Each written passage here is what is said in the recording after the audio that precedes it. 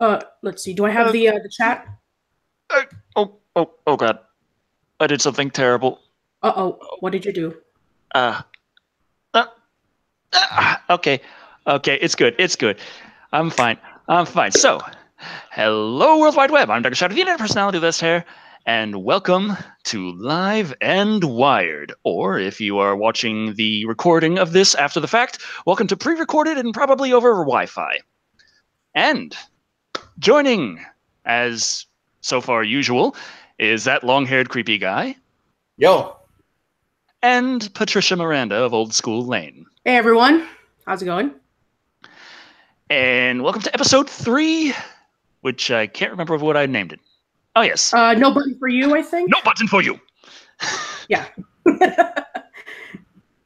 As with all the great news going on in the world of entertainment. As, of course, the stuff going on with YouTube that's always nice and negative, and that's what I always name everything after. And I really, really need to stop doing that. I give you a whole bunch of stuff to report on, and yet at the same time, it's the YouTube news that is always the main title, the main banner. Oh, 5 articles about movies, 3 or 4 articles about video games, 1 or 2 about YouTube. YouTube priority. There you go. Oh, yeah. So what should media. we start with? Should we start with any movie news, video game news, or just jump right into the YouTube stuff? Well, since we're talking about YouTube stuff, I guess we might as well. So, yeah, basically what Decker is referring to when it comes to the discussion of the YouTubes, one of them, I don't have the article up right now because I just had a computer update and my stuff has been freezing on me. So I am so sorry, everybody. But basically, the first news up for business is essentially that just because you are on the YouTube creator account status, it doesn't mean that you're going to get all of the rewards, such as the YouTube creator trophy that you get. Here it is right here. YouTube, according to Polygon.com, I'm going to share this right now. YouTube says not all people who apply for creator awards will receive them. So let me just get that going. Screen share right here. If this thing can work. I swear, every time my computer updates, it just seems to get even slower. Yeah, but nonetheless. One of those good old Apple updates then. Yeah, pretty much. Or Apple style. All right, well, let me see. Here we go. There we go. Yeah, according to Polygon, YouTube says not all creators who apply for creator rewards will receive them. YouTube creator awards given to channels that hit certain subscriber milestones have become to a point of controversy, I can speak, for being given out inconsistently. Now they're acknowledging of what some creators have long suspended. Reaching a milestone doesn't guarantee that you'll receive a reward. One that I can think of, for example, would be oh, wait, that's the regular Google Hangout, so just turn that off. So, for example, if you have reached 100,000 subscribers, which is usually one that you would get as a plaque, you might not even get it. For some, maybe it's 500,000 or even for 1 million. You might not even get a plaque. All that hard work that you've been pulling in for years, maybe even a decade after YouTube's debut, you'll probably get maybe the equivalent of a certificate saying, good job. Maybe like an email or something. So yeah, that's a fun one. I mean, I'm for me, it's like after so many years at this, just slowly inching closer and closer. I've done well on YouTube. I'm not going to say I haven't. But I've never had anything go viral. I haven't had that overnight success that everyone likes to see and think that's YouTube success, the thing where you do the one thing and everyone watches it and suddenly you're a celebrity. That really hasn't happened. I've had some more popular videos. I've had some more popular things. The Summer of Freddy vs. Jason was very popular and quite a step above everything else that I've put out. But nothing on it really went viral. I just barely now got one of my videos to break 300,000 views. Which is very nice. Hey, that's great. That's absolutely, yeah. But it's not the millions and millions, and it's not the huge overnight success that people associate with YouTube. And it's taken so long. This is now year 7 of really me trying hard at this. and it's looking like I'm getting very close to that silver play button. And then the news comes out. It's like, by the way, we could just decide we don't like you. And it's like, well, will they decide that on me? I mean, I really don't do too much in one direction or another that I think would really tick anyone off. But they say, community guideline strikes would be a problem. Copyright strikes would be a problem. And I get copyright strikes for coughing. And it's just like every single episode of Live and Wired that's gone up, before it exists, it's already identified as having content that is not suitable for all advertisers. So that's really not filling me with confidence. Now, yeah. I still think that the 100,000 subscribers is the important part of the equation, not the silver plaque that goes with it. But it's reminding me a little bit of the whole thing with Twitter with the verification badge. The verification used to just be a way of saying, hey, you are who you say you are. There are lots of people who might try and use this name, but this is the person associated with that name. And I applied for verification recently, and I was denied, even though I had all of the criteria that they asked for. And the only thing is, like, recently they've decided that they are keeping verification to also mean that they approve of you. And I don't think I've done anything to tick off Twitter, but maybe I haven't done anything to really make them happy either. So I think maybe naming every single Live and Wired fuck YouTube in one way or another probably isn't going to increase my chances of getting the silver play button. Nah, not really. I mean, even voice actors are having difficulties with it as well. I mean, it's pretty popular on Twitter that, trying to get Billy West, very well-known voice actor, has done things like Futurama and Doug and Ren and Stimpy. He doesn't have his Twitter account verified. So, yeah, it's just crazy.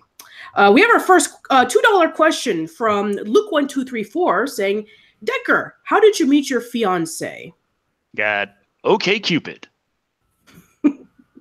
Also, I noticed a question that scrolled by earlier, but we were talking about too many other things. Someone's asking if if we were going to review Devilman Crybaby.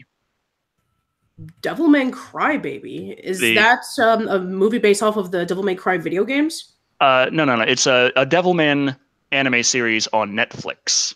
Oh, okay. And I've seen it with my fiance. And creepy. Remember how I felt at the end of Devilman? Right. Devilman Crybaby makes me feel that way, except there's less silly things to laugh about unless you count the animation being a little less than realistic at times. But most animation? I mean, when everybody dies and they break the moon again. At least they showed them breaking the moon this time. I know how it happened, but still. Oh, wow. Oh, God. Anyway, so we have two questions regarding about two different sports. One from Curtis MG, who says, did you watch the KSI versus Joe Weller YouTube boxing match? And Harry Flynn says, Decker, do you like wrestling? I've only ever seen one wrestling match live, and all I really learned from it is I really enjoy seeing people get thrown through tables.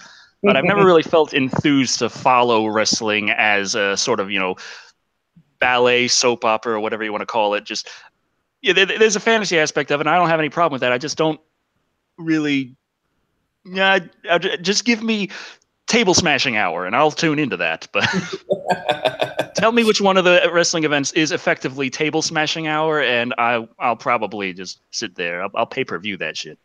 Yeah. For me, it's like I did not watch the boxing match. I've never been a big fan of boxing.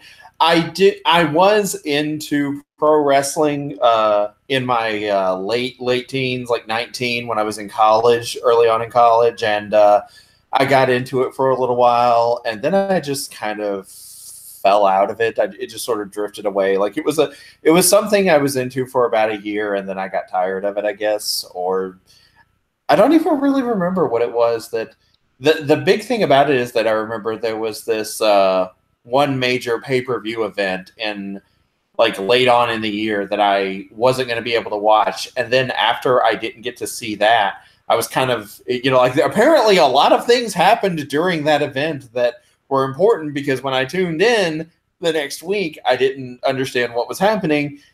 And I just kind of like I said, I just stopped watching it afterward.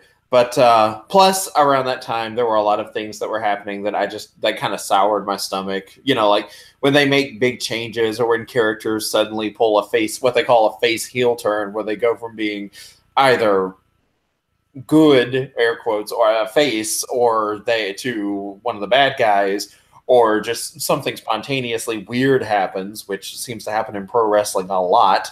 But either way, a lot of that happened, and I just remember I just lost interest in it as a result. Now that I think about it, I think that was the reason. But I don't know. I kind of agree with Decker in that, in a weird way, watching people get slammed through tables is strangely therapeutic.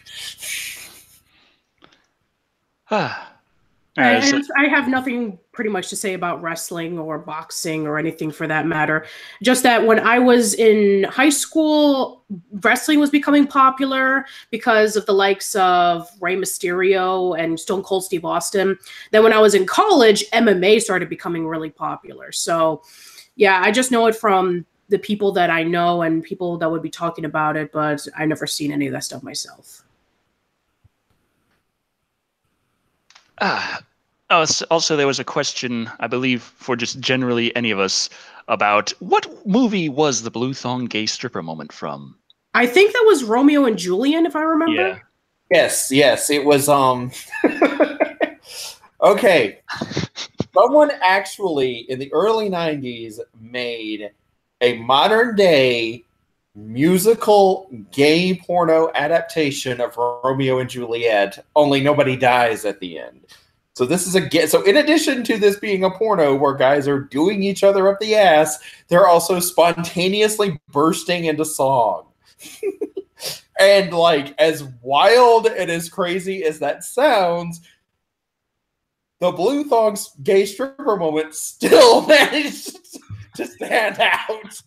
Because at this one point during this porno, while the characters are in this bar, this random guy in boy shorts and a flannel shirt wearing a visible blue thong just gets up on top of the bar and starts shaking his thing for dollar bills for, you know what, even in the context of the film, and the context is pretty out there, that still made no sense. It's just a thing that happened. And so it was speaking of things that don't make sense and seem to just be things that happen, there's a sequel to Deep Blue Sea being released straight to video. Yes, I actually saw this a few days ago and I couldn't believe it. Somebody actually shared the trailer on Facebook, and I know that you did review it a few years ago, and I'm like, oh, you got to be kidding me. So yes, you heard it right here, folks. So if you don't know what Deep Blue Sea is, it's essentially like people trapped and they're being attacked by a shark. But yes, we are getting a sequel to Deep Blue Sea coming out straight to DVD and Blu-ray around April. Now, it does make sense that the original movie was financially successful, but you'd think there might be a sequel a little sooner than that. And the thing that's driving me nuts is looking over the synopsis, it sounds like the same exact movie, except with, what was it, bull sharks instead of mako sharks. Yes, I'll read the plot right here. In Deep Blue Sea 2, shark conservationist Dr. Misty Calhoun is invited to consult on a new top-secret project run by pharmaceutical billionaire Carl Durant. She believes the project, performed at a remote sea-based facility, focuses on extracting shark antibodies to help work towards cures for human diseases. However, Dr. Calhoun is shocked to learn that the company is using unpredictable bull sharks as its test subjects, and Durant has bioengineered a shiver of highly intelligent, super aggressive bull sharks when science meddles with the time-tested process of nature and nurture. It'll be coming out on DVD. Also, for £2, Toby Kirkby commented, Romeo and Juliet porno. This is why this was yellow flagged. But that wasn't something that was planned to be talked about. So they got that Minority Report stuff going on at Google headquarters. Yeah.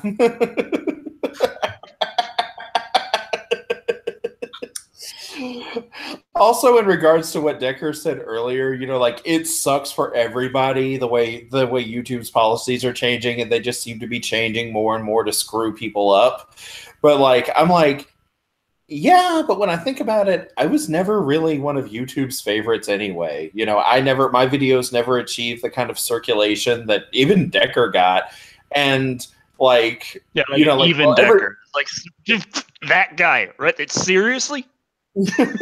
Decker. Like, you know, like Even Decker, with all of the things Decker complained about, he still has more subscribers than I do, and I never had the, you know, video go viral the way that Markiplier did that made him like so super popular. So, you know, I can't really say that, you know, yeah, I'm not getting a good slice of the pie, but then again, I never got the good slice of the pie. So for me, it's just more like, this is business as usual.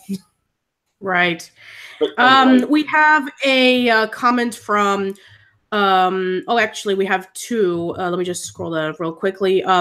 We have a $5 comment from Rids. Says, what are the chances of a Matt Stone and Trey Parker movie review or the Kevin Smith movies?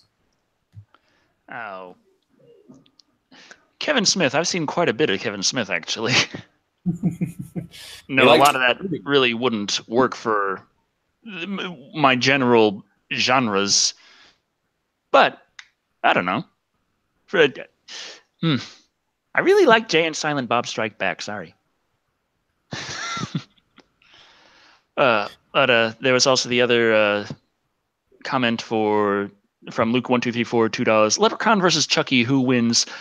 Offhand, I'd probably say Leprechaun because he is just fully supernatural. A supernatural being, whereas Chucky is a doll enhanced with supernatural powers. Mm-hmm. It's supernature parts. Supernature. Supernature beats nature. I don't know. Plastic is nature now. Plastic bleeds when you cut it, apparently. Try and figure that one out. Yeah, you know how some dolls pee? Well, this one bleeds. Advertisement you've got there. Yeah. Swearing Rebel asks, are you going to see the Han Solo movie?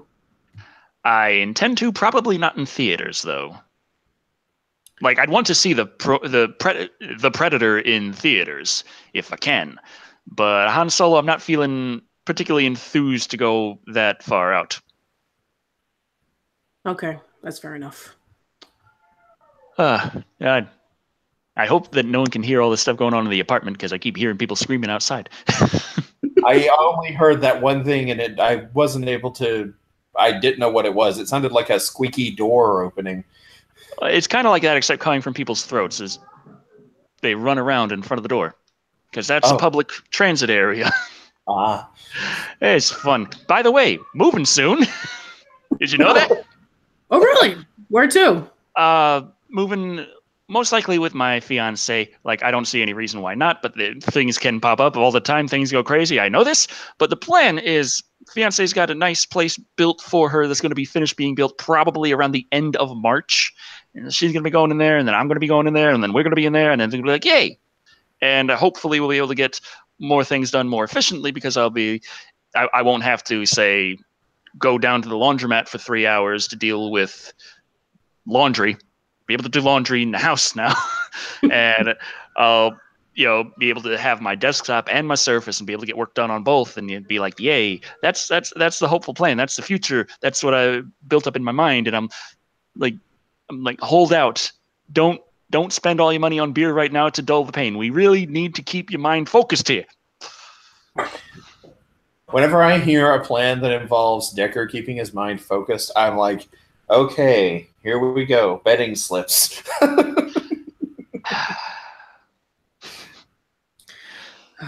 Anyway, is the place that you're moving towards, is it like towards a town that you can actually see a movie that you don't have to bike or walk for 3 miles? 3? I had to go 17. And oh, wow. Nope. The answer to that is no. Okay, then. Going to be about 4 miles from where I am right now and in the other direction from where the theater is. Oh, okay. So now we're gonna go 21 miles. Oh, I should get a ouch. car. How does that song go? I would walk 1,000 miles and I would walk 1,000 more. Yeah, that's the thing about small town America, as is shown in the first Purge, where we all want to kill each other. Way to segue to the next news article. But yeah, you know those Purge movies, the movies about where it takes place in some sort of alternative future where everything is at peace except for that one day in which we all get to kill people and it's legal. Well, we're getting our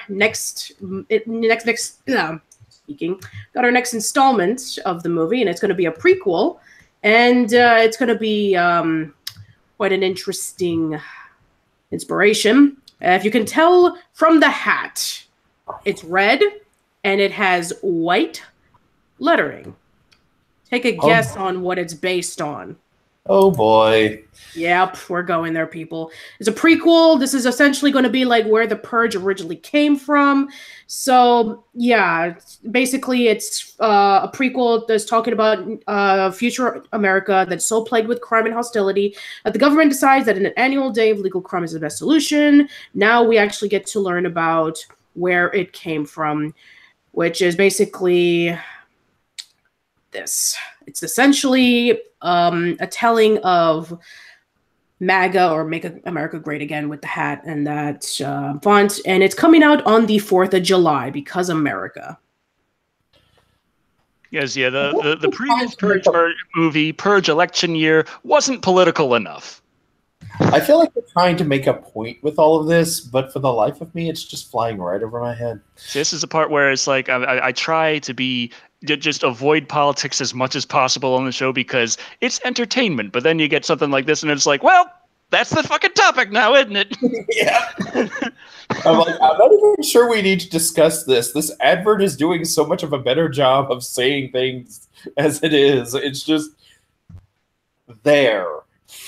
Yeah, I've seen the first two. I saw the first one, and then I saw one of them that's supposed to be like the sequel or the third installment. I don't know, but the one scene that really like creeped me out was when they were like catching the protagonist of the movie, and they had him on stage where a whole bunch of rich people were watching them, choosing on which one was going to die, and they made it out to be like a show. It was like really, really disturbing. So. Yeah, I'm just thinking, like, if we keep on this path, the next Purge is just going to be the trailer is just going to be an orange with a toupee on it, and it's going to have the tagline, "What do you do when the Cheeto bites back?"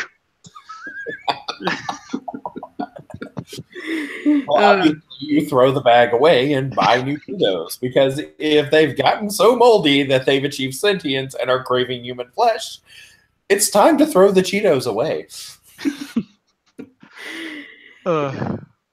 So yes, the what is this, like number 4 or 3? I'm not sure, but yes, the next installment of Purge is going to be brought to you by the golf course that Trump is has, like, what was it, Mar-a-Lago or something. So yeah, go to the one place that you can't go to because you're not rich. Mm-hmm. I will never play golf there, but then again, I don't play golf at all, so. Ian Botello is asking if I'm going to review It 2017, and yes, I do intend to. I have every intention on reviewing It 2017. I just haven't seen It 2017 yet because I've been watching all these other movies. Show of hands, metaphorically or otherwise, who wants to see me review It with Decker this time? Oh boy. I'm waiting for, just so everyone knows, I'm waiting for all the people to show up who are going to scream and say, "No, ruined forever is nothing sacred." And Ace Whitlacker is asking if I'm planning on reviewing Alien Covenant. And yes, that's one I still have to buy, though, on proper Blu-ray and do the rippy rip and give it the fine long form review. And it sucks being so far behind. But yay for live shows. Yes. Yes, and we have like a ton of yays, and yes, hand raising. Oh my god, hell yeah! Ian Botello says you got my last name wrong. Oh, dang it! Sorry. Apologies. It wasn't my fault though. Anyway, Adamus, or I'm sorry if I'm pronouncing it correctly. Colin says, Decker, have you watched the anime One Punch Man? I have not, other than all the memes that pop up. Right. Speaking of One Punch Man, thank you so much for bringing that up, because I actually have this cool little article that I just messaged Decker at the last minute. This wasn't originally in my Live and Wire news sheet. So speaking of One Punch Man, the One Punch Man artist is going to be making a Back to the Future manga. Already, I love the way that Doc Brown has been animated, because, oh my, just look at his eyes. Like, I mean, I'm scrolling down a little bit more. So yeah, this is the face of a man who has stared into the void and blinked. Okay, that is what we are seeing. Meanwhile, up above him, who is like giant sized, Marty McFly is just sort of like, yeah, that happened. Yeah. Let's see. Yeah, we have little snippets of the trilogy right here. We have the train from part 3. We have, I think there's Biff in the background, at least some of the incarnations. Yeah. Yeah, so basically, let's see what we have right here. Popular manga artist Yusuke Murata is going to be drawing for the Back to the Future manga. The manga will be overseen by Bob Gale. It'll be serialized online with the physical volume going on in April 20th. Fun fact, as a child, he submitted designs to Capcom for a Robot Master contest for Mega Man. Mega Man 4, he designed Dustman. Mega Man 5, he designed Crystal Man. I had Mega Man 5, and I remember playing it. It was actually a really good game. I remember it was actually one of the more plot-intensive Mega Mans for its time period, anyway. Like today, people are going to be like, where's the plot in all of this? But at the time, it had a little bit more detail to it than just like the first Mega Man, where you ran to the right, jumping platforms and then blowing up robots. So, not saying that super plot-intensive games are always like. It's a little bit of irony just right now. Is like I am constantly lamenting to my fiance about how I wish for the old days of games where you just ran around and shot things. You didn't need all this storyline interrupting the gameplay. And then I went and got Xenoblade Chronicles 2, and I pop it in, she's watching me play, and for the first 2 hours, it's like a cutscene. Like I do one thing, and then it gives me another 20 minutes, and then I press one button, and it gives me another 20 minutes of cutscene. And she's looking at me like, isn't this exactly what you complain about in like small little bits in everything I play? This is different. This is different. It's Xenoblade. It's got the excuse. Sounds like your typical Xeno game. I mean, like, there's Xenogears. Wasn't there a Xenogear Chronicles or something too? Xenoblade Chronicles X. I got Xenoblade Chronicles 2. Yeah. Xenogears. I think there was a Xenogear Wars, or something like that. It was a very vague, very obscure game. So yeah, all of it is just like cutscene, blink, cutscene, blink, cutscene, blink, cutscene. Finally, 3 hours later, there's some gameplay. 10 minutes later, cutscene, blink, cutscene, blink, cutscene, blink, cutscene. And the game started out with like 20 minutes of cutscene, and then it starts off in a tutorial with one fight. You beat the one very simple creature, and then it continues with 15 more minutes of cutscene. Sounds right. Yeah, pretty much. Harry Flynn asks, Decker, what are your thoughts on the new Yu-Gi-Oh movie? Thoughts? I'd have to ask the twins about that. They're more into Yu-Gi-Oh and the like, so they would probably have a lot to say about it, whereas I'm just like, I'm playing Xenoblade Chronicles 2. I've seen it. It's called Yu-Gi-Oh! The Dark Side of Dimensions, and it's pretty good. I actually did a podcast of it last year when it was in theaters, so if you're interested, you can go listen to that, or maybe wait until Neko Twins opens up her own YouTube reviewing channel, and then she'll review it. Yeah, All right. Speaking of games and such. There's quite a bit of game news. Oh yeah, there's a lot of game news. What do you want to start off with? Microsoft, Nintendo, or Sony? I think we'll go with Microsoft because that's the most over-encompassing, terrifying kind of news. Oh yeah, it's quite terrifying considering that they're taking the Disney route and wanting to buy out companies. So, okay, what companies are they interested in buying? Okay, we got an article from the Inquirer that says Microsoft is reportedly considering buying EA, PubCorp, and Valve. PUBG Corp. I'm sorry, I haven't played PUBG yet because I don't own Xbox One. Someone has given the rumor mill an almighty kick, as has been suggested that Microsoft is considering a buy-up gaming publishing behemoths EA and Steam, along with PUBG Core. Polygon cites a reliable source close to Microsoft who has allegedly tipped off about Redmond's gaming ambitions. So, Microsoft owning the rights to EA, PUBG Core, and Valve. What are your thoughts on this? It's still just kind of rumor right now, and it could just be Microsoft's having discussions of it. They're not necessarily making any moves towards it, but it is an interesting concept because it's like with the Xbox, everyone, when Microsoft was getting into the games industry in the first place, they were like, oh, they want to control the world and what have you. And they bought up Rare, but they didn't necessarily utilize Rare, and they just kind of, they rang them through. A lot of people blame Microsoft for destroying Rare, which could have some validity to it, considering they just threw them on a bunch of Kinect games after a while. Yeah, and there's also Shenmue as well. I remember reading an article from Digino Gaming when they posted this about how there was the president of Microsoft at the time was going on a business trip, and while the guy was checking his ticket, he noticed his name and he says, "Oh, you're the asshole who killed Shenmue." So, yeah.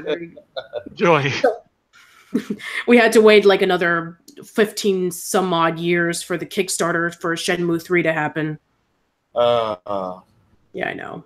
It's sad. And like you know like games like Shadowrun and other cyberpunk settings where like the entire world is controlled by just 4 or 5 different companies and they're all in battle with each other.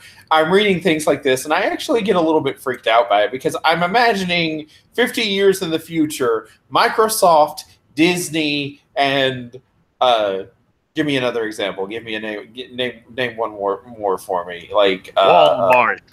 Microsoft, Disney, and Walmart are the 3 companies that control the world. And I'm like, that could happen. That could seriously happen. And I don't know if I feel comfortable living in a future where Walmart is in charge of that much. I'm not really comfortable in a world where Disney controls that much. So yeah, it's like, and when Microsoft is starting to seem like the lesser of evils, there's something wrong. Yeah, Microsoft, if they would acquire Valve, that would be a cash cow, but not necessarily for Microsoft. I mean, compared to how much money Microsoft makes, buying Valve and getting Steam and having all the Steam commissions now go to them, percentage-wise, how much of a boost is that for Microsoft? Mm-hmm. But then that means, they could just buy up Valve relatively simply with the coffers they got if they could get that kind of deal to go. But then again, just because they could doesn't mean they would. Microsoft could buy up plenty of small businesses, but what's the point for half of them? That is true, but somebody actually was mentioning in the chat that if it is true that Microsoft will be purchasing off Valve, then maybe we'll get Half-Life 3.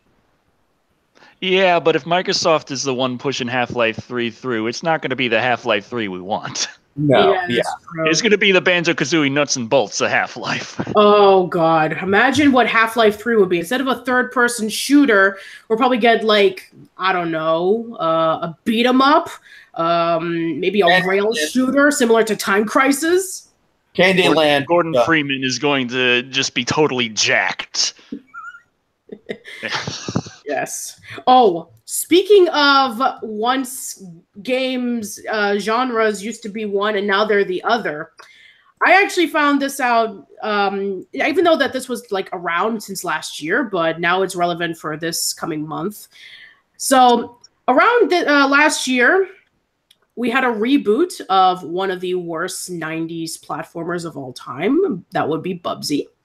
And now, this coming 2018, as of this coming April, we are getting another reboot to one of the worst games that came out of the 90s, and it's changing genres.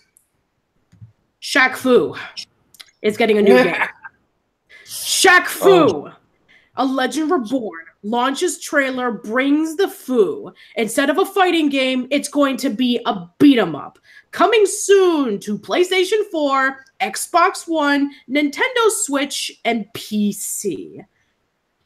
And this was not just like a game that, oh, let's bring it back for nostalgia purposes. This was actually a crowd-funded campaign to make a new game based off of Shaq Fu that doesn't suck. Which, considering it's going to be compared to the original no matter what they do, they don't necessarily have to try that hard for people to say, it's better. Yeah, I saw the trailer and I'm like, okay, it's a beat 'em up. So the original Shaq Fu was not a beat 'em up. It was a fighting game. Yeah. And now they're changing genres and trying to appeal to a new generation. Now, for those who don't know what Shaq Fu is, Harry Flynn, I just saw your question. Shaq Fu was a fighting game that came out in the 90s to cash on the popularity of Shaquille O'Neal. For those who don't know who he is, he's a basketball player. I think he's retired since then. I've seen him on a lot of commercials. But if you ever seen like the Easy Hot commercials, or any products that involve with like relieving pain with something that's hot and then what's cold, then yeah, he's basically like this really big, bulky guy. But back in the 90s, he was like really popular. He was in Shazam. He was in Steel. No, not Shazam. Kazam. Blech. Words. And yeah, he was basically, they tried to popularize on this guy because he was a great basketball player, and they made a video game off of him. Now, the reason why I knew about Shaq Fu is because when I was in college and I used to belong in a gaming group, we used to do tournaments every month. There was a guy who had a copy of Shaq Fu on display, and I was curious about it. Then he told me about what Shaq Fu was, and he said that I'm going to eventually give this away because there's a website dedicating to destroying every single copy of Shaq Fu. And then I looked into it. Then I heard Screw Attack talk about it in their top 10 worst fighting games. And yeah, now they're making a remake of it like over 25 plus years later. Good job. I actually had Shaq Fu on Sega Genesis. Wow. I remember it wasn't Super Nintendo, but yeah, it was Sega Genesis. It was one of those games that by all rights should not have been popular, but kind of weirdly was for like a hot minute, and then it vanished into obscurity. And when I heard this, I was like, tell me this is someone's idea of an early April Fool's Day prank. The graphics and the animation were actually pretty well done. The problem was it didn't work as a fighting game. The balance was not there. Trying to jump and actually aim to hit something when you land, it was all kinds of no. Right. They even show in the trailer for the Shaq Fu remake one of the problems in the game, just Shaq trying to kick the enemy, and he just does his instant teleport away, and the whole time is going down on the match, and all he's doing is trying to kick this guy, and every single time he just teleports behind him, teleports behind him, teleports behind him. That's the entire match. Yeah. Okay, Rids is asking, what are your guys' thoughts on the Donkey Kong Billy Mitchell thingy? Oh, no. I didn't hear about the Donkey Kong Billy Mitchell thingy. Basically, a record that that Billy Mitchell had of Donkey Kong is being taken away because he was using some type of emulator to keep his high score. Oh, Oh. so he was cheating.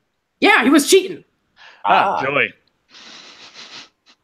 Yeah, I mean, he still has the Pac-Man record, or maybe it was the other guy. I did see the Pac-Man documentary about those two guys who are fighting to get to the high score. But I don't know. I think he still has it, or maybe it's the other guy. But yeah, I mean, who would have thought that? That would have been the question. Oh, a question from Iconic Horror Show. What do you guys think of the Halo franchise?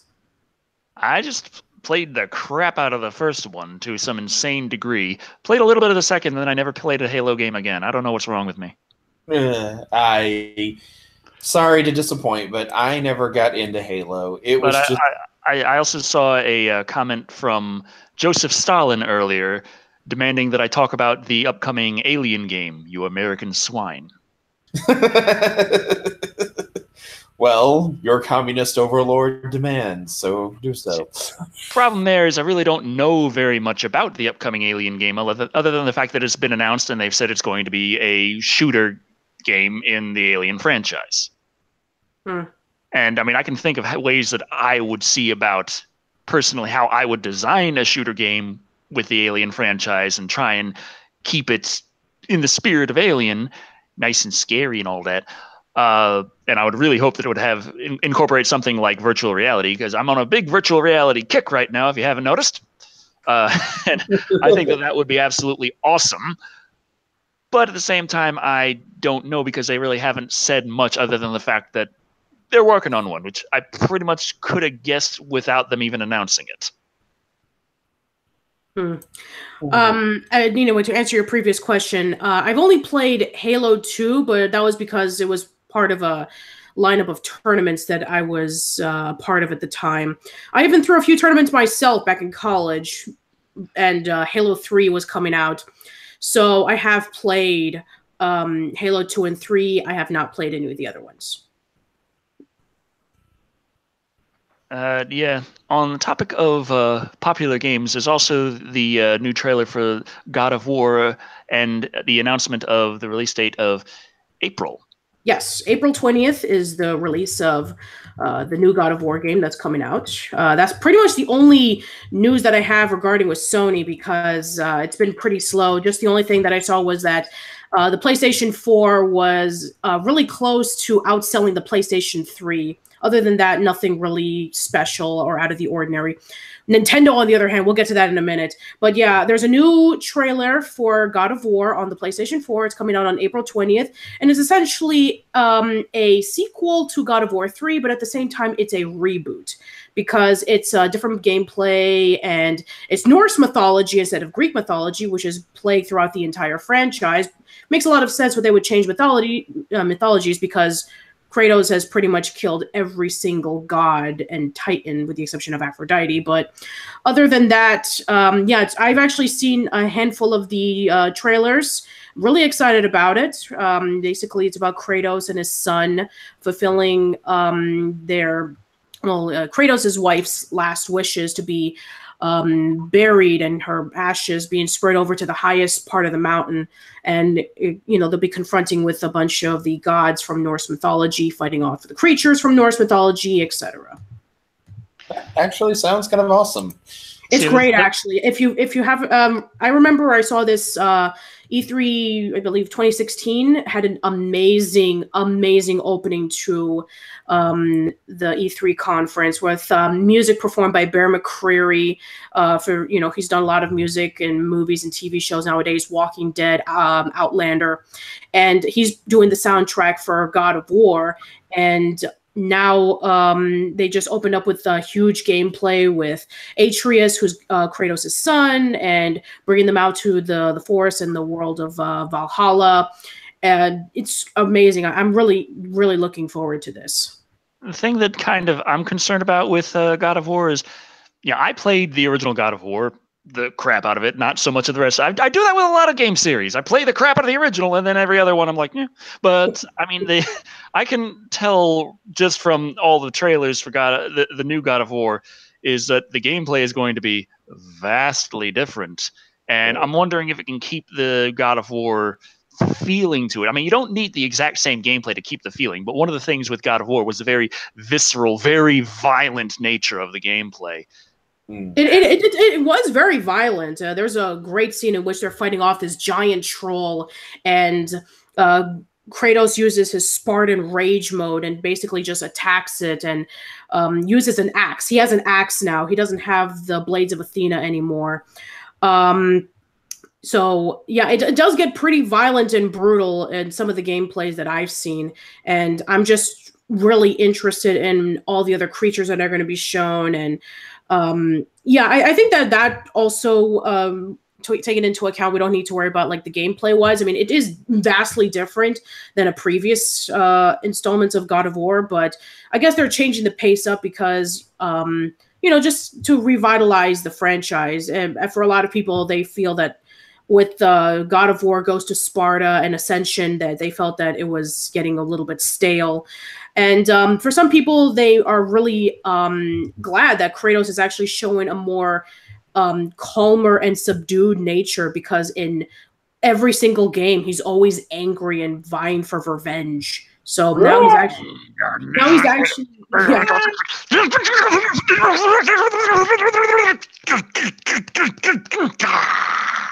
more like yelling and seizure. no, less seizure, more yelling, screaming for bloody murder. And the trailers that I've seen so far, he's actually a lot more calmer, trying to keep his anger low, and just trying to teach his son about becoming a man, essentially. And yeah, I'm actually really interested to see where it's going to be coming into it. So yeah, that's the Sony news for now. Pretty standard, I'm sorry. So everything else, however, is quite interesting. All right, but one thing on extreme feelings and what have you. There's the movie trailer that allegedly frightened Sundance for Hereditary. Yes. Oh yeah, Hereditary. The movie trailer that frightened Sundance, and yes, that is the actual title article for that. Out of all the movie trailers that they have shown in Sundance, this one actually scared Sundance. So, Hereditary.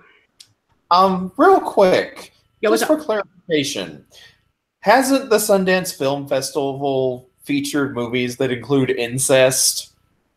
And so I'm like, what the hell is this movie about? I don't even know.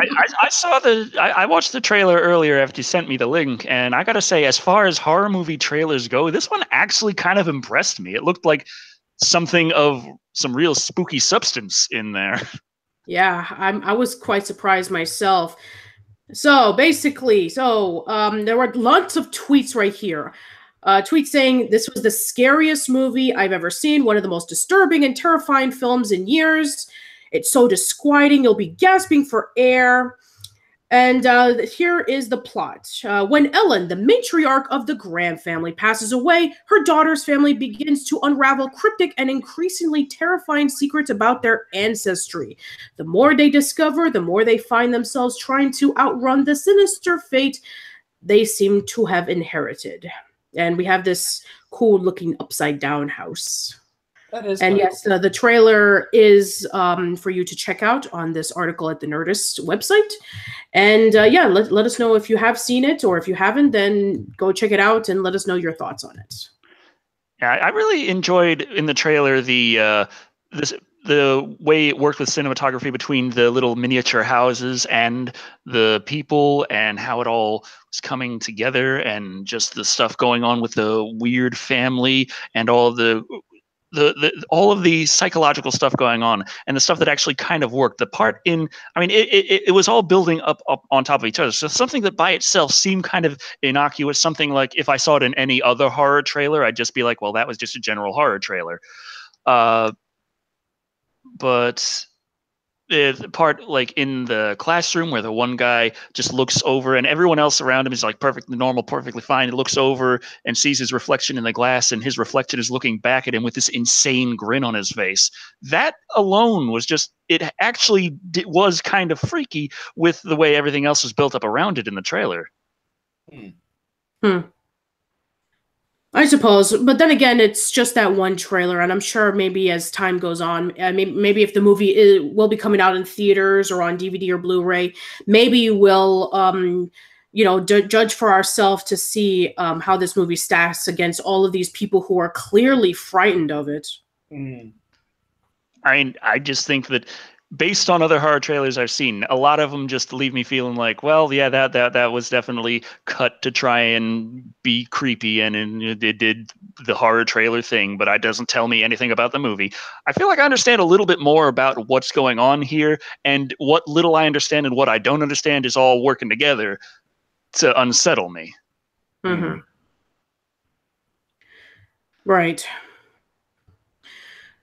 Let's see. Wow, there's a lot of people who are making a lot of jokes about the incest thing that you were mentioning. So, Joy. Well, speaking about things that are scary and unsettling and right on the horizon, Nintendo will begin charging for online in September.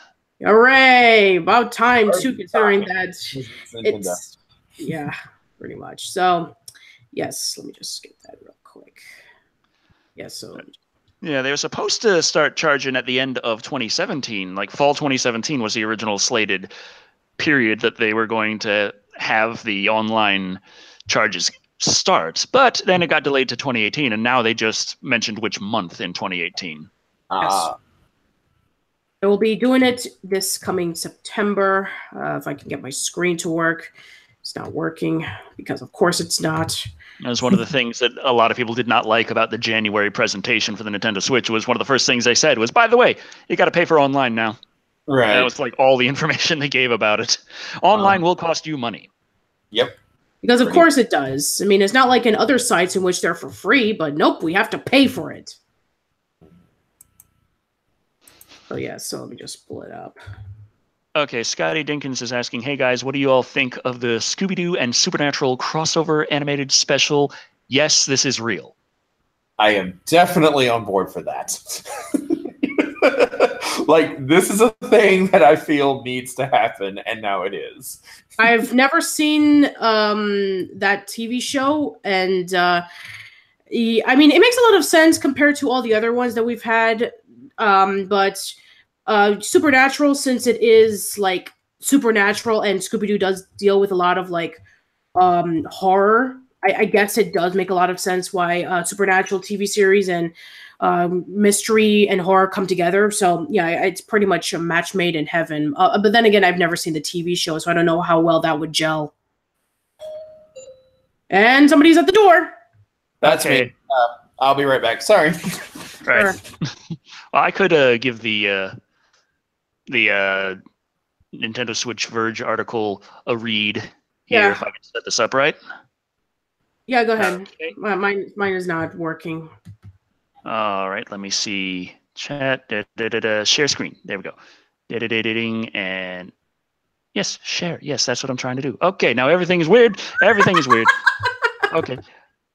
We click on myself and then click on the article. There we go. Nintendo Switch online service is launching in September. After being pushed back from 2017, today Nintendo has revealed that its upcoming subscription service for the Switch is coming in September. The online service is expected to be Nintendo's version of the PlayStation Network or Xbox Live, except, Nintendo, so half of it works. Offering online multiplayer for a fee. The service will cost $3.99 a month or $19.99 per year. Since launch, online multiplayer has been free, but that's expected to change once the new service rolls out. Yes, that's the point of the new service, so that would be a good expectation to have. Also, that's still about just a third of what Xbox Live and PlayStation Network, PlayStation Plus costs. So there's that. Mm-hmm. But of course, that might just be an excuse in case Nintendo says, well, our service still isn't as good. Outside of online play, subscribers will also get access to classic games from the company's back catalog, which will be updated with new features like leaderboards and online multiplayer. The company plans to reveal more details about its subscription service later this year. The news comes as Nintendo just revealed some impressive sales numbers for the Switch. In less than a year, the tablet/console hybrid has already outsold its predecessor, the Wii U, selling more than 14 million units since launch. That momentum looks to continue as the company is set to release an ambitious new venture with its Labo line of cardboard accessories, which we covered in the previous little Live and Wired. Yeah, we did talk about that a few weeks ago. Okay, now let me get everything back to where it's supposed to be. Oh boy. just click on the little screen share and you should be able to be okay. Yeah, I got everything going again. All right, that was fun. Hooray. All right, so yeah, it's about time too, because that's been a question that a lot of people have been asking about. When is the online service going to be starting? I don't know if the purchases from the Wii U to the Switch are going to carry over, or they have to buy the classic games all over again. That's still... Well, the way that worked with the Wii to the Wii U was you had to wait for the Wii U version to come out. All the Wii ones didn't immediately arrive on the Wii U at the same time. And after the Wii U version came out, you could theoretically semi-transfer from the Wii if you already had it on the Wii, but it still cost you another $1. Oh, wonderful. Yeah, Nintendo with that free online.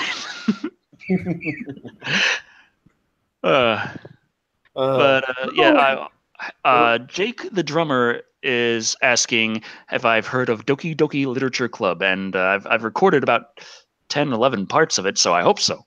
Yeah. It's on the gaming channel, though. How have you been playing? But yeah, it was always nice to be able to say, haha, online is free on this. And I was going to be like, haha, online is cheaper on this. So that's why we still can't do voice chat, because it's only $20 a year instead of 60. Yeah. Hans Gruber 2003 was asking before if you have any favorite Nintendo Switch games. I've been playing the crap out of Xenoblade Chronicles 2. I really enjoyed Legend of Zelda, and I played the hell out of Skyrim on this, believe it or not. I'm just playing Skyrim on everything. It's what I do. What you do. But I got... where'd it go? Did Dobby knock over my games? I think Dobby knocked over my games. I had all my games here, and I don't see them anymore. They were right here. This was all part of a sinister plot for a cat to remove your games from your reach. You actually have to leave the couch now in order to find your games. But I had them right there. That was where my games were. Uh-oh. It's a conspiracy. Well, Decker looks for his games. We have another Nintendo news report to say, and oh my God, I don't know what to think about this. Yeah, I mean, even though this has been around for a while, Nintendo confirmed it on their social media pages just a few days ago. But aha, my games. Oh, there we go. Okay, yeah, go ahead. Why don't you go ahead and delay the painful accessibility? So, yeah, I got all the Switch games I got right now. Zelda, like it. Super Bomberman R, it's okay. Lego City Undercover, it's okay. Disgaea 5, like it. Mario Kart 8, like it. Ultra Street Fighter 2, yeah, it's Ultra Street Fighter 2. ARMS, it's not bad, but I always find something else I'd rather want to play. Splatoon 2, awesome. Dragon Ball Xenoverse 2, very good. Knights of Azure 2, Bride of the New Moon, not good in handheld because the frame rate is terrible, and it's just it's a PS Vita game. Super Mario Odyssey, you don't need anyone to tell you how awesome that is. Sonic Forces, you don't need anyone to tell you how average that is. Skyrim, yeah. Resident Evil Revelations, pretty awesome. Revelations 2 got that in the download. And, of course, Xenoblade Chronicles 2 in there. All right. Okay, people, ready for this? Nintendo partners with Minion Studio to produce animated Super Mario movie. Illumination Entertainment will be making a brand new Super Mario Brothers movie. Can I say that it's been, let's see, almost 25 years since the live-action Super Mario Brothers movie, and after all that, after rejecting a possible Netflix animated series for Zelda, and taking down left and right of a bunch of fan games of Metroid and Pokemon, we are now finally getting officially a Super Mario Brothers movie done by the same guys who did Minions. I'm sorry. I just was noticing on the side there it was saying understanding Ugandan knuckles in a post Pepe the Frog world, and I'm just thinking only on Polygon. Only on Polygon. I'm sorry. I don't know why that popped up. I have vivid memories of Super Mario Brothers, the live action movie, and like I am one of those. I think I might be like one of 3 people in the entire world. This is not a good movie, but I kind of enjoy watching it from time to time. Not often, but when I do watch it, I can sit back and I get a laugh out of it. It's a guilty pleasure movie. And anyone who has watched, some movie reviews that I've done, there are a lot of bad movies out there that I can still enjoy. I mean, Patricia, if I'm not mistaken, you've seen my Rock and Roll reviews. I have. Nerdbane says, no Bob Hopkins, not interested. Yeah. Wasn't he drunk during the filming? Allegedly, according to legend, he was quite hammered during most of the film. True. He was both Bob Hoskins and John Leguizamo will be drinking shots of whiskey during the filming of the movie. So it's real. Yeah. And like they also had, for reasons, they had I think it was either Super Mario Brothers 3 or it was Super Mario World. There was a promo still of John Leguizamo playing one of the Mario games while he wasn't in between sets, in between filming, he was playing that. I don't know if he was actually playing that or if that was just something they made him, pose for a picture of so that, they could promote the movie. But yeah. Scotty Dinkins commented, imagine a Sonic movie in the style of the old Mario movie. Now, there was a Sonic movie, an old Sonic movie, a Sonic anime movie that was weird as hell in its own right. But I'm just thinking like, a Sonic live action movie in the style of the old Mario movie. And I'm thinking like who would play Sonic the Hedgehog? And their name would seriously be just Sonic, middle name V, last name Hedgehog. Mm. Who would play Sonic the Hedgehog? Oh God. I think I remember a few years ago, I was a part of a Let's Play channel, and one of my colleagues, Tom, was talking about that they were planning on doing a Sonic movie, like I don't know what time period, but I think there was something like Dennis Rodman was going to be like Sonic or something, and Madonna was going to be playing Amy Rose. Oh God, Dennis Rodman is Sonic. I could see it. This for my colleagues, but if that was true, then we probably would have gotten something worse. Oh, that's hilarious. I know. Jackson Beard says Yoshi was a fucking raptor in the live action film. I was just disappointed that Mario never punched him in the back of the head. And anybody remember how the Goombas looked in the live action movie? They were like they had the small heads with the giant bodies with gargling noises, voiced by Frank Welker. I know, they were like mutant Ninja Turtles in black trench coats or something. I'm not even sure what they were. I remember even like then and now I was looking at that and I was like, but what are these supposed to be? I still have no idea how you could look at a Goomba in like the 8 and 16-bit Mario games that you had at the time. Look at the Goomba and say like, okay, we got to turn that into something on the screen in live action, and you come up with that. Exactly. That's a Goomba. Right. What was the thought process? How did you go from there to there? Like, I want to know about the middle portion of this train of thought that led you to these two different points. That is something that I really, really want to know. Yeah, I'm very curious. I'm just hoping that with Illumination Entertainment producing this movie, I'm just praying and hoping that the Goombas are not going to be like the Minions. that I am still wondering exactly how the toads might end up the minions. Look out! That's true. That's true. I'm a little concerned about exactly how to spread out a Super Mario movie. I mean, I guess if you could do it like in a Mario RPG style for the story, but I'm just thinking like for regular Mario kind of things, it's a lot of jumping on shit. And how do you do that in 90 minutes? Let's be perfectly honest with ourselves here, okay? Sure. The Mushroom Kingdom is flippin' weird. Okay, you've got vines that will take you up into clouds, clouds that have smiley faces on them somehow. The sun is trying to kill you in some cases. Water that has a gigantic fish trying to eat you. Right. Monsters that look like football players charging against you. Right, exactly. Turtles and spiky things. A little creature in a cloud throwing stuff down at you. So I'm like, if they make a movie based on all of this material and play it straight, this entire movie is going to go like an acid trip. You know, this entire film is going to be one long, insane drug trip that went very bad for somebody. And I actually kind of want to see it now, thinking on it further. I want to see just how insane this gets. Right. It's going to be, maybe it'll be Illumination Entertainment's equivalent of Paprika. Yes, that is what I need. That is what I need from this. And I've seen Paprika, so I know exactly of which you speak.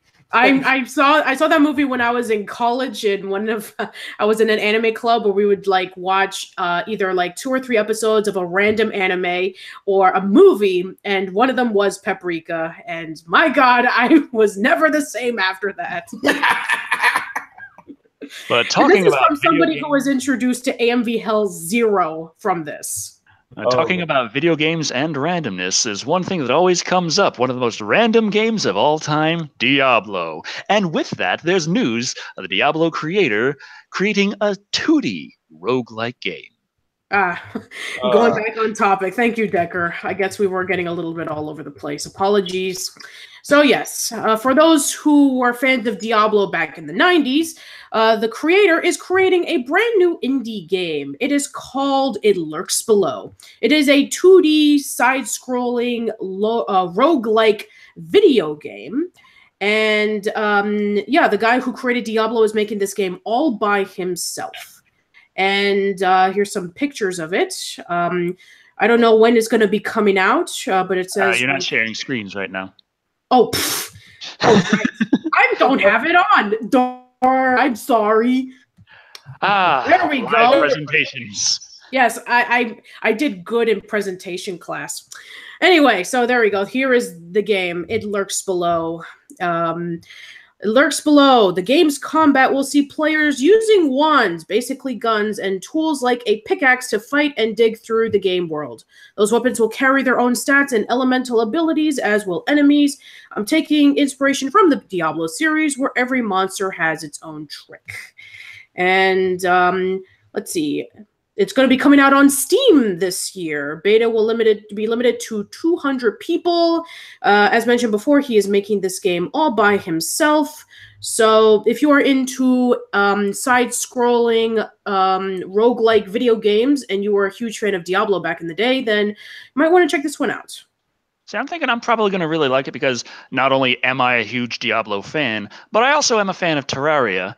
And I think that it's going to be fun. I just don't know how well roguelike / sandbox Minecraft 2D style is going to merge because of the fact that you can just destroy everything and create everything. Mm-hmm. A lot of the point of the roguelike is you have to work around the randomness it creates. Whereas with that, you could potentially, I imagine that you could just kind of have a decent strategy of just burrow through everything, go right for your goal. Recognize the patterns and burrow through until you get to where you need. Also, based on that screen cap that you just showed us, Patricia, did anyone else sort of felt like this was a prettied up, this kind of resembled a pretty up Zelda 2 Adventures of Link? Yeah, I definitely Zelda 2 mixed with Rogue Legacy. Yeah. And it looked to me like very similar to Terraria, but I thought I saw some depth on the blocks on the side, like a perspective. So I think Right. it might be a little close. It's pretty much Terraria 2D, but I think it might be a little 2.5D on the blocks.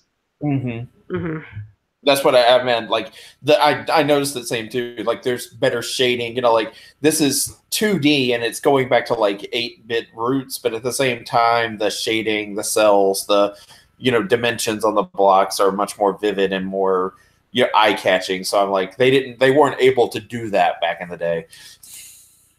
So will you be able to create your own class, pick a class, or will you have limited skill points, or is it just going to be everyone's the same guy? I'm not sure yet. We will be getting some more information, I'm sure, by the release date. But let's see. It says, let me just double check. Doesn't say anything about. Let's see. Here it is. Wanted more of a point a lot in those games. I want to make an RPG with classes and leveling up, random items where you get more and more powerful as you go down into the core of the world and fight baddies. I don't know if it says anything about like choosing a different class, but maybe there will be, since in Diablo you can do that as well, I think. Eddie Herder's asking about some movie news, and there's still a bit more that we haven't covered. Yes, we do have a little bit more, but yeah, do you guys have any final words to say about this? Not particularly. I just hope that I get in that beta, except I won't have any time to actually do anything. Yeah, the beta is only available for over 200 people, so who knows? Maybe you'll be one of the first, or maybe you'll see somebody else do it. I'm not sure. Trey Stewart asks if you can make your own video game, what genre would it be and what would it be about? I've had a bunch of ideas for a whole bunch of different games, and I do really want to make a very flowing kind of shooter, a very fast-paced kind of thing, where it doesn't have any kind of auto aim or any kind of aim assist at all. It's just gives you enough control that you are able to do yourself. Like, there's so many games out there that give you just very basic controls and a bunch of auto aim, and then it comes for the cutscene and you press the button and your character does some amazing stuff. I want to give you the ability to do the amazing stuff with the controls it gives you and be able to control it well, and just all that awesome stuff. That's what I want in a very fast-paced kind of shooter that I have in my mind. I don't know how I'm going to pull that off, but that's the idea. I actually did this a lot growing up. Like I had a lot of fun, like making up different ideas, like concepts, and like not just like one major thing I focused on was like story, like world building and story. But I also had concepts for like different ideas and so forth. And like this kind of game would be more of a puzzle game where you have to retrieve different objects and MacGyver them together into a weapon or into a tool that you can use to get to a new level or something like that. But that game idea had a time limit on it, though. Like if you depending on how you had a clock that was counting down from a certain amount of time, and the longer you spent playing the game, the longer you took to solve puzzles and get to places, the worse you did on it, basically. And if you did not, if you clock reached 0, you got the worst ending.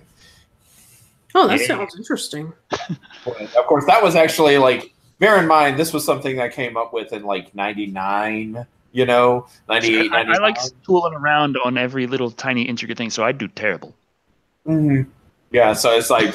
this was back before this kind of thing was as commonplace as it is now. So, it doesn't really sound all that revolutionary anymore. But that was something I was toying with the idea of in 98, 99.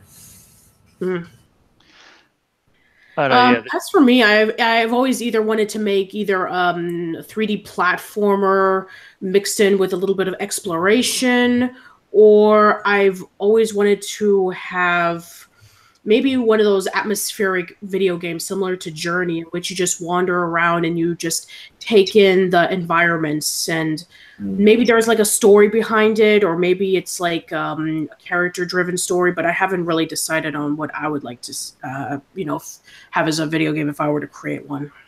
Right.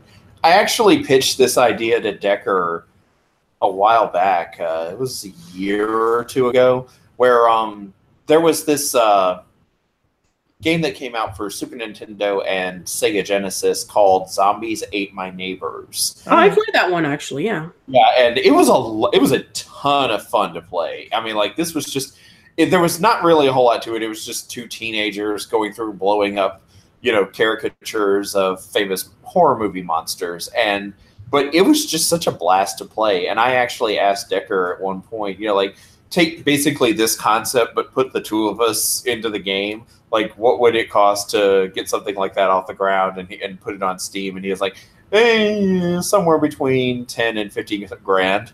Like money we don't have right now. Christy Angelis asks, why is almost no one watching? We got a little over 80 viewers right now, according to a little thing here. 81 right now.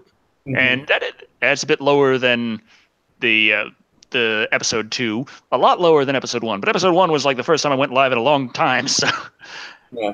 I think when Live and Wired, the way I see it is, it's a new thing on the channel. It's going to have to get its own fan base.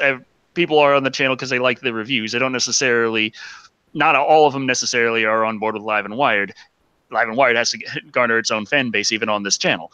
And I don't know, I just see it as doing pretty well anyway. I like how it's been going, and I hope to improve it over time. And I see it having a future. I don't know. I just wanted to get this going immediately. I didn't want to wait until everything is perfect, because I ain't about that life. Right. Well, it's only episode 3. We're just starting, so I'm sure that the kinks will be ironed out, and I'm sure that we'll definitely become a lot better in the future. And I can't remember who's commented it. I scrolled past a while back, but there was a commenter who wanted me to say "motherfucking chainsaw hands." Smith Wesson, who said that. Oh, okay. Okay. There you go, Smith Wesson. I hope you enjoyed it. I'm surprised that's not more of a meme. Yeah, there's a reason why he said that, because I was actually on Twitter. I was doing like this little challenge thing in which, like, you put in, like, you click on the @ and you put in a word or a letter, and whichever one comes first, then you would have that you would, like, add that person in. In my case, I did this a couple of days ago, and the thing was, you are the president of the United States. All you have to do is just click @ and then you type in the letter, and you tag the first person that pops up. And Decker was defense. He will be my Secretary of Defense, and Creepy is my education secretary. And Decker actually said, for secretary, as my defense, I'm gonna, grant motherfucking chainsaw hands. So that's where it came from.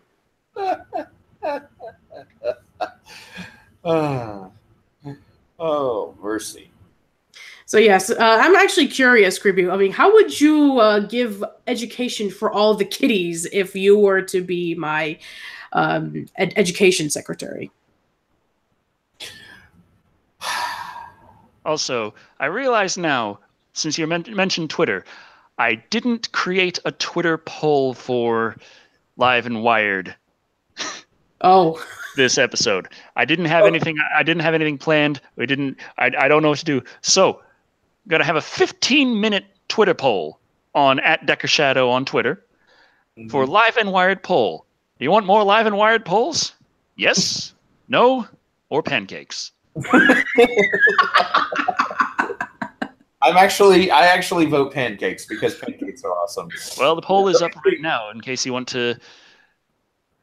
I will give the link for the chat. I got I'm trying to think, what would I do?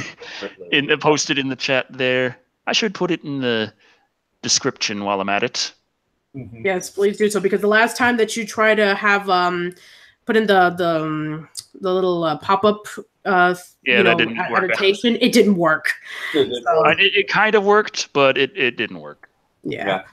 To answer your question, Patricia, since we've been talking so much about video games, I would make educating children a lot more like video games. Like, you know, gym class is going to be like your platforming games where you have to run and jump from like point to point, run upstairs, slide down flagpoles. Gym class is going to be just one long, you know, Super Mario game.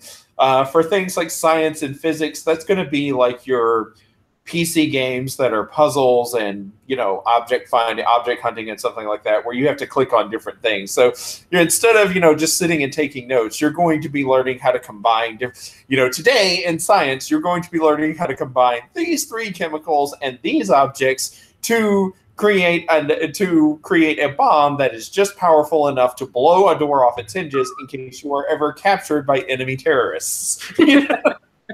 Oh, I love this one from James Stockdale. Gym class, the floor is lava. The floor is lava. The floor is trying to kill you in gym class. Today we are going to reenact Uncharted for the play. You have to climb a wall and reach on top to ring a bell while the floor is lava. For those who fall will fail. Uncharted is the outdoor activity club. That's what they I'd just be sitting there in home ec playing Cooking Mama. Yeah, it's just like home ec is your cooking. Home ec is like a cooking game. There you go. Yeah. And science, what would be a good game for science? Actually, I was Nerdbane. Oh, I see that you naughty Nerdbane. You naughty. What do you do? What do you do? Well, I mean, let's maybe a Valve game. Nerdbane was saying that sex ed would be certain Flash games. Oh God! Early 2000s Newgrounds. Yeah. Like the sort of games you get from Japan that are specifically designed to be played one-handed. Hey, that's what I do mostly on my channel anymore. My gaming channel. Yeah. Anyway, you know what? Okay. I would still be willing to take that over the kind of sex education we got when we were in high school. I feel like it would still be more informative. Yeah, all things considered. Right. Okay, well, now I think we can get over to the movie news. So sorry, everybody. We've been going and rambling for far too long. So, all right. So, yes, we're going into movie news. It involves with Netflix. We actually have a few Netflix announcements to talk about. One of them is a Netflix movie. And it's coming from Duncan Jones, who you might remember from movies such as Moon, Source Code, and most recently, Warcraft. First, Mute trailer teases Duncan Jones' sci-fi Netflix movie. He's been wanting to make Mute for a very, very long time, and he got his shot back when Netflix agreed to finance the venture. Even though that the movie Warcraft was disappointing in the box office, but had unique vision of spades. The official synopsis of Mute: Berlin, the future, but close enough to feel familiar. In this loud, often brutal city, Leo, played by Alexander Skarsgård, unable to speak from a childhood accident, searches for his missing girlfriend, the love of his life, his salvation through dark streets, frenzy plazas, and the full spectrum of the city's shadow dwellers. As he seeks answers, Leo finds himself mixed up with Cactus Bill, played by Paul Rudd, and Duck, played by Justin Theroux. Boy, what great names. A pair of irreverent U.S. Army surgeons on a mission all their own. This soulful sci-fi journey from filmmaker Duncan Jones imagines a world full of strange currencies in which echoes of love and humanity are still worth listening to. So yeah, the trailer is out if you're interested in going to check that out. Yeah, I really was impressed by the trailer because it seemed to have it had that grip on the whole sort of realistic futuristic where it felt like it was an otherworldly time, but at the same time the people felt familiar and human. It kind of had like how the people felt in Alien to me, Mm-hmm. where the people seemed real enough, which is I personally found that impressive, and I could tell that from the trailer itself. It wasn't just saying, "Hey, we got this shiny thing, that shiny thing, that shiny thing." It was like, "Look at all this shiny stuff. That's not important. Look at these people." Mm-hmm. Excuse me, I need to go settle something with my cat. Annabelle Lee Alright. says, Decker, notice me, senpai. You have And been noticed. Nerdbane says, Netflix is a mixed bag of content. Lots of hidden gems, but plenty of stinkers, too. It's pretty much everything. Those Videos on YouTube, movies, TV shows. It's more or less the same thing. You just need to know what you're looking for, and hopefully it'll be well worth watching. That's where a lot of the nostalgia comes from. A lot of people think that old stuff is always better than the new stuff. And a lot of times it's just all the bad old stuff is quickly forgotten. Yeah, somebody was actually asking earlier about what are our thoughts about the old games versus the new games. Mm-hmm. There were plenty of crappy games back in the day. Oh, yeah, they were. Depending on which era of video games you're talking about. There was all, I mean, a lot of times people say, modern games, it's all just the same modern military shooter. It's all, right now, actually, it's kind of moving past the modern military shooter. It's all the same sandbox. It's all the same little thing. It's pushing towards multiplayer with loot boxes, but there's a lot of pushback on that one right now. But there's video games have throughout history always found a successful piece, and then people want to throw money at that until it doesn't make money anymore. And sometimes that collapses faster than others, like the plastic instrument music genre in the early 2000s. Right. Mid 2000s. Yeah. I remember when they tried to bring back Guitar Hero and Rock Band for like 5 minutes, and then everybody just kind of like was, eh. It's like, I remember how much money I wasted on this. Rock Band, I think they were saying, hey, you can use your old instruments, and but I sold them at a garage sale 5 years ago. Yeah. You really think I held on to that thing?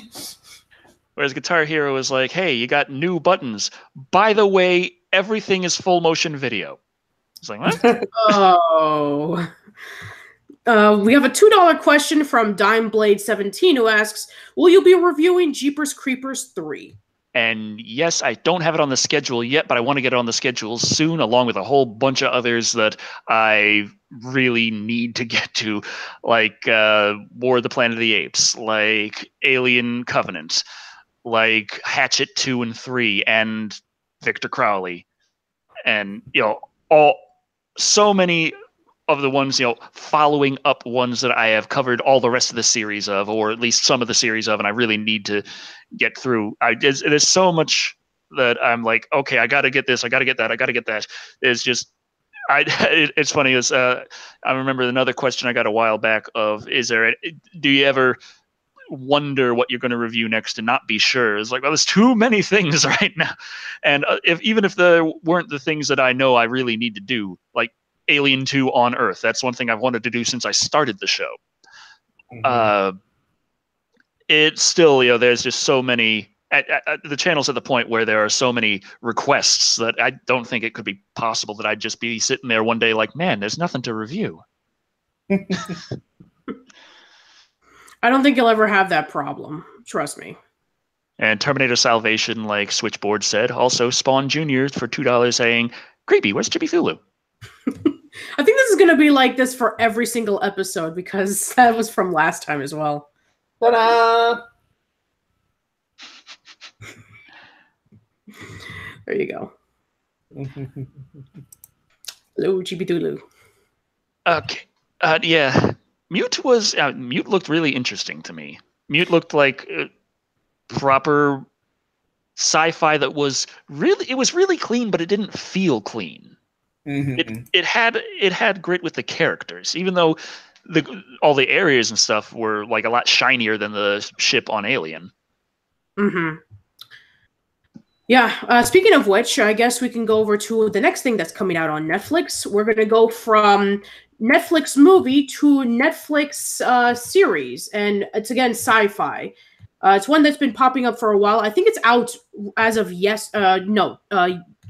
I think it was, out as of yesterday or the day before. Altered Carbon is a sci-fi Netflix series that takes inspirations from Blade Runner, Strange Days, The Matrix, Neuromancer, and brings it into a quote-unquote slick and sexy package that often lives up to the works it borrows from. The premise is very simple. In the near distant future, mankind has devised a way to cheat death by backing up human consciousness into stacks, implants. It's placed in the spinal column. This allows humans to swap bodies, referred to as sleeves, when theirs starts breaking down, essentially letting them live forever, wealth permitting. Super soldier Takeshi I'm signing up for that right now, just so you know. Super soldier Takeshi Kovacs wakes up after 250 years of suspended animation in a new body, played by Joel Kinnaman of The Killing. He has been brought back to the real world in order to solve a mystery for Lawrence Bancroft, played by James Purefoy of The Following. A meth, short for Methuselahs. The meths are in an uppercase of extremely long-lived humans who live as gods, complete with pleasure palaces that reach above the clouds, kind of like the Jetsons. You know the old saying that about the rich getting richer and the poor getting poor? Imagine that, but forever. Bangkok enlists Kovacs to investigate why one of the bodies was found in a study when his stack was destroyed. He's lost about 48 hours of memories that would have told him what happened. So it's up to Kovacs to piece together the lost weekend and find out who was the one who caused the murder. Nerdbane was asking if we had any recommendations for Netflix movies or shows, and is also adding that Ash vs. Evil Dead was fun. That's one I still gotta watch. Still gotta watch Ash vs. Evil Dead. But I'm trying to think, because I've watched, I haven't watched too many new things or Netflix original things, and so I don't know. I'm like, hey, Prototype was fun, and it's like, way to be 5 years late on that, Decker. Yeah, I can't wait for you to wait another 10 years for you to review Bright.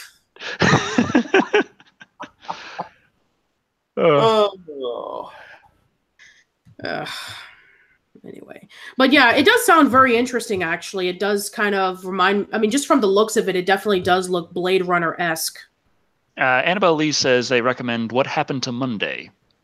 Oh, I've never heard of that one. That's a new one for me. I have been watching one on Netflix, well, not Netflix, but Hulu recently, called The Path, which is about a cult, believe it or not. But Trey Stewart. Really? Trey Stewart says, "Quick, Decker, what is the capital of Texas?" That's Tonio.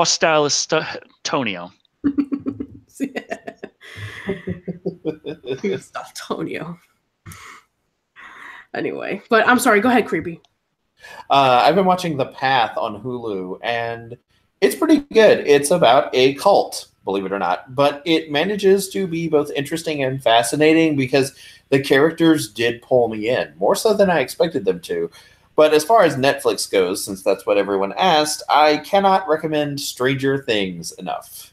Even though I know everybody has talked Stranger Things to death, I still love it. Yes, I have to definitely watch that because around the time when Stranger Things was coming out, I wasn't in the mood for anything really, really dramatic because my dad was in the hospital. But yes, I do have to get some time to watch it because I've heard some really cool things about it. And for those who are recommending Godzilla Monster Planet, we did talk about that in episode 2, and I'm sure that eventually Decker and or Creepy will discuss about that.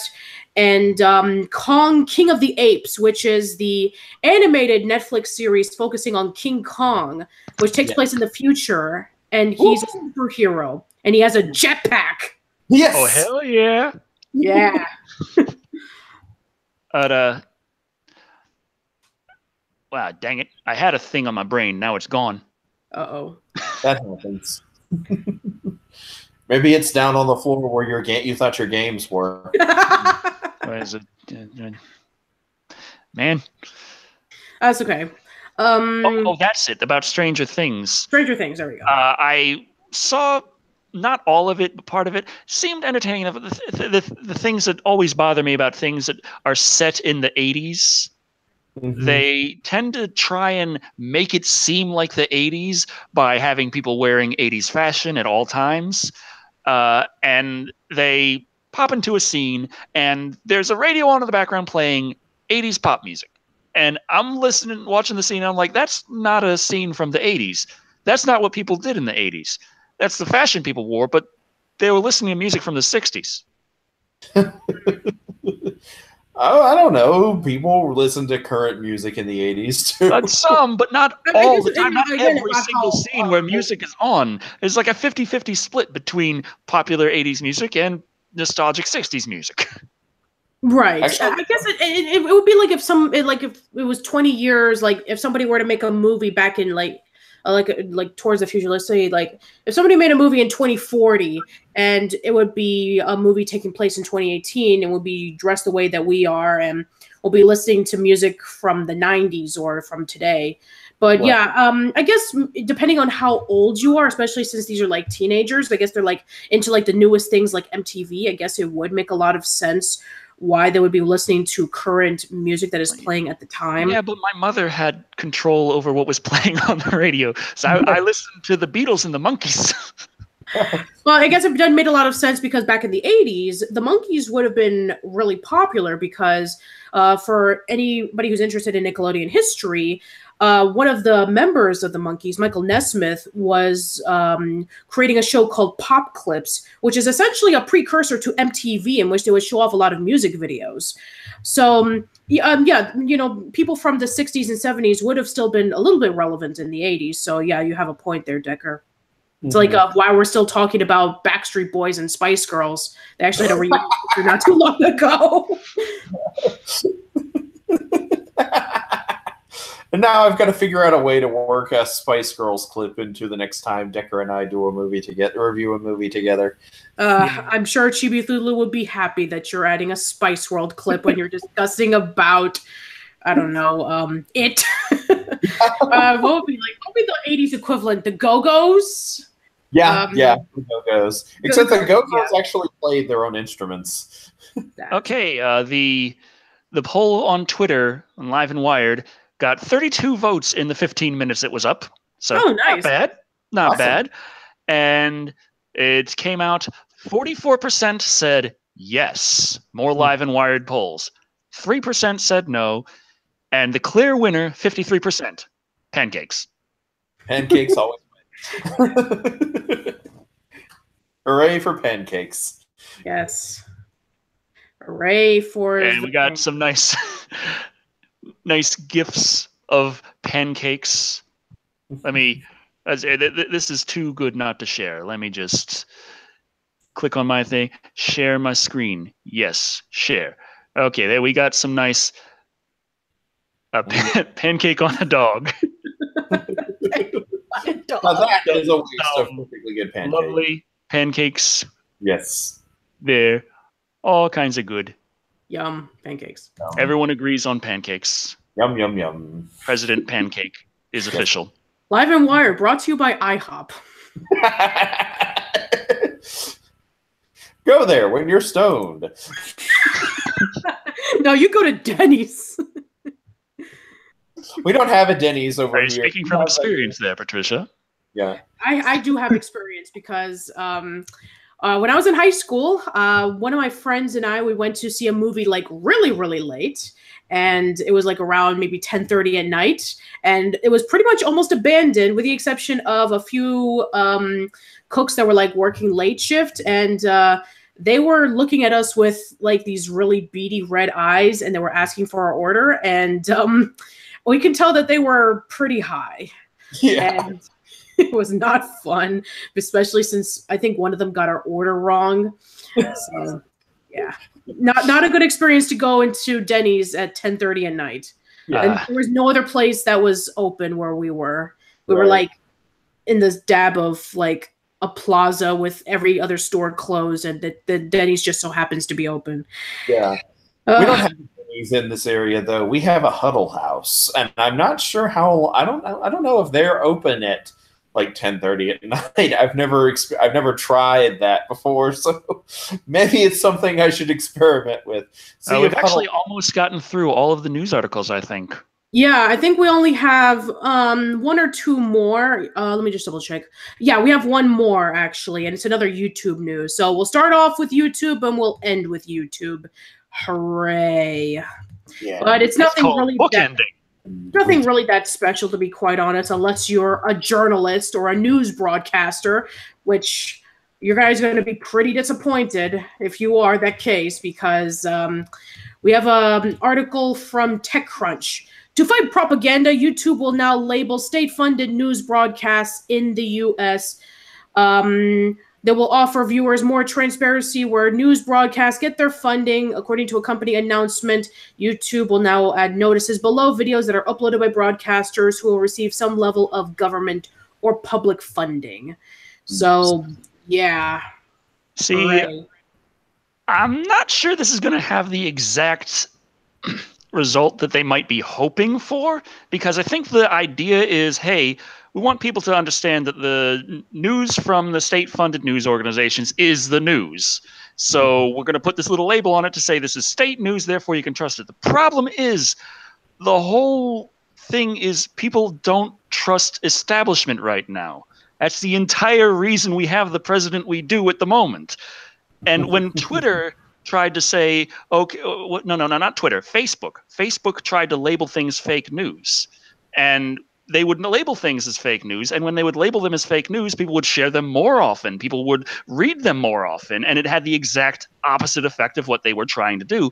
And it could be, I mean, trust in news media is at like, what, 12%? It is terribly low. So labeling something as official state-approved news will probably not make too many people trust it in the current environment.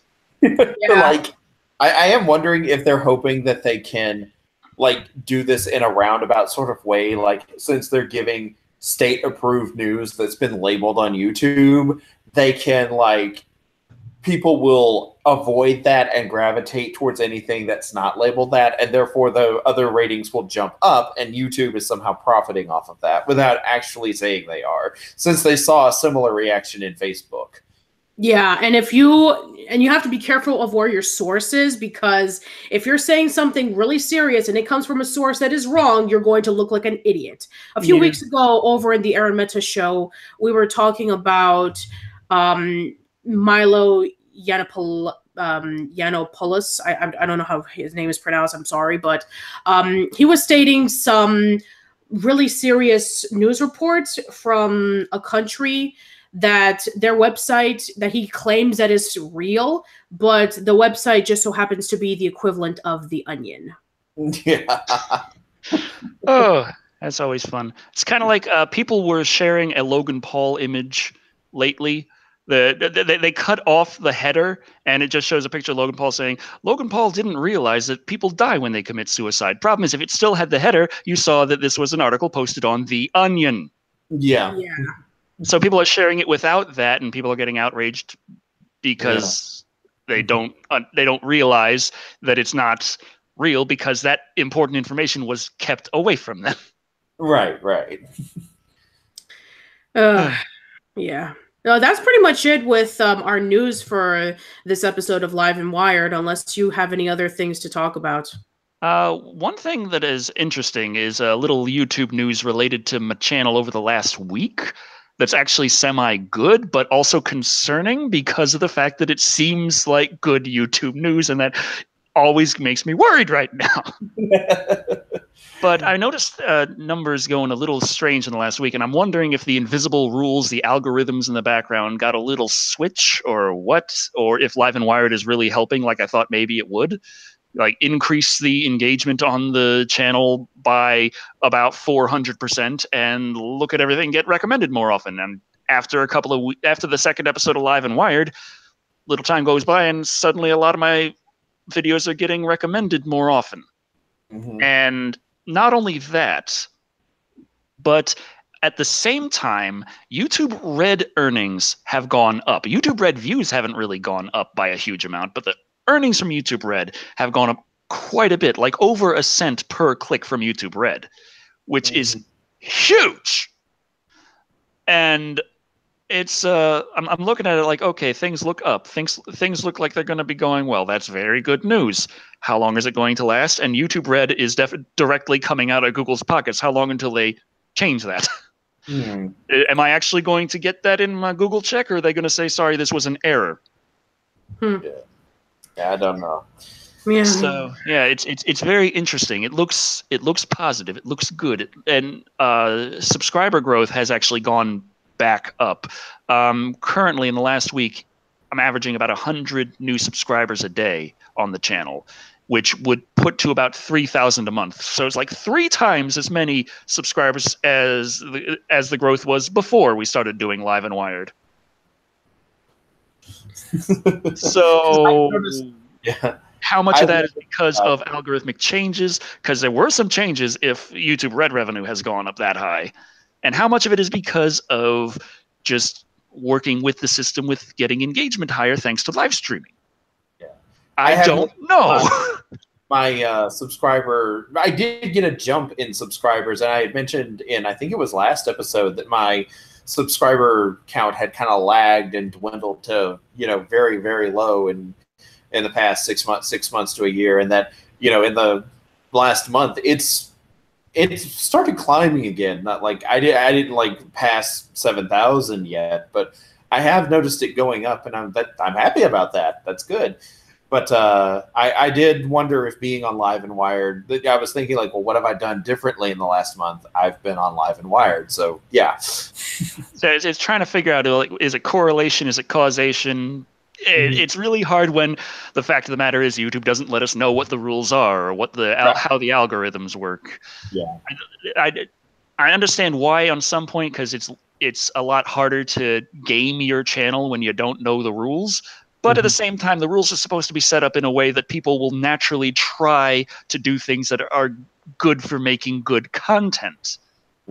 But that doesn't exactly work out too well because, as we know, YouTube is prioritizing watch time over pretty much everything right now. And that is extremely difficult if you are someone who makes really good animation and put a lot of time into your work. Right. You make great content.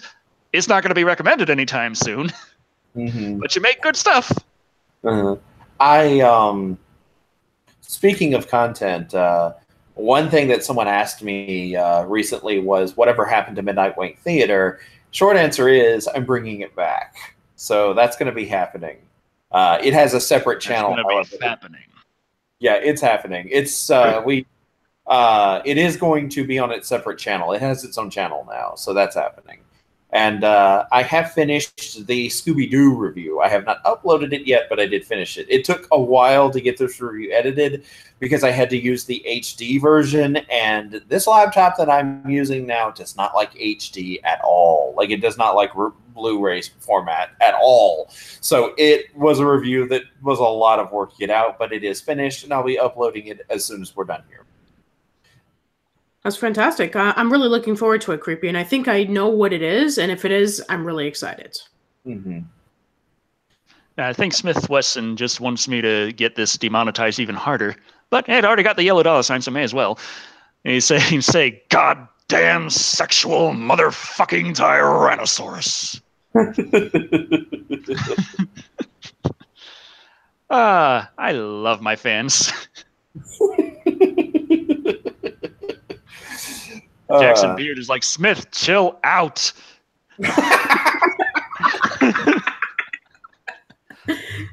Oh, mercy. Anyway.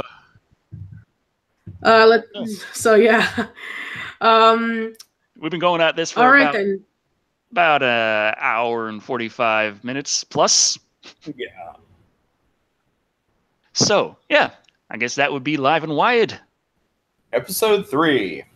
All right. Next well, week, I'm just really glad that we're able to get another episode done. And for anybody who's been watching, thank you so much. And hopefully we'll see you in episode 4. And yeah, we're really excited for what's to come in the next 2 weeks. And yeah, don't be afraid to send requests on Twitter to myself, Creepy, or Patricia. Yes. On ideas for topics as the 2 weeks go by. Plenty of things are going to happen, and we're not going to be privy to absolutely everything, so it helps to have extra eyes and ears out there. That's true. Yeah. Also, next week And of course, one thing I like is, audience participation, and that's a nice way for the audiences to participate, I think. next week we have episode 2 of Tokuhiro Rift Tracks. And Star Clark is reminding me to look up Audrey Rose. Just think about it. Do a review. I did check it out. Bring it up on IMDb real quick just to take a look, and it does look interesting. It does look like something that would be quite a nice thing to dig into, similar to how it did Don't Look in the Basement, but it looks to be a bit higher quality of a film. Yeah. Excuse me. Sorry about that. It's been a long episode, and it's deep into the night now. Yeah. So yeah. Let's see. Watching. Everybody's just saying their goodbyes, and no, they're saying like, no, please don't end. All right. Well, thank you all for watching. I've been Decker Shado. And I've been that long-haired creepy guy. And I've been Patricia Miranda. And don't say remember, because I need to come up with a better send-off line for Live and Wired. I'm sure we'll think of it eventually. That'll be. This has been Live and Wired, dying and unplugging. That can be our next. Maybe something a little less dark. Leave it to the fans. That's our next Twitter poll. There you go. We can ask them to give us we're going to need more ideas before we have a poll to have on the final ideas, because they're just going to be blank spots right now, and people don't know what they're voting for. Time to Unplug by Eddie Herta. Nice. Yes, this has been Live and Wired, and it's time to unplug. Good Until night. next time. All right.